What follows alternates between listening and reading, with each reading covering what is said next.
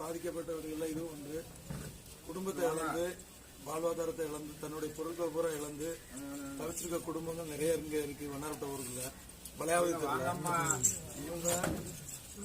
இவங்களுடைய உழைப்புகள் பூரா மொத்தமாவே போயிருச்சு. இனிமே இவங்க ரீஸ்டார்ட் பண்ணணும் அப்படின்னா பலபடியும் 1ஆம் நம்பர்ல இருந்து இவங்க ஆரம்பிக்கணும். இதே போல ஏகப்பட்ட மக்கள் இங்க இருக்கிறாங்க. இன்னும் உணவு இல்லாம, இருக்க இடம் இல்லாம, எல்லாமே வாடகை வீட்டுல வசிக்கிற ஆட்கள், எல்லாருமே கூலி வேலைக்கு போற ஆட்கள், யாருமே சொந்த வீடு வச்சுட்டு இருக்க ஆட்கள் கிடையாது. ஒவ்வொரு நாளும் தினம் தினம் வேலைக்கு போய் சம்பாதிக்கக்கூடிய ஆட்கள்.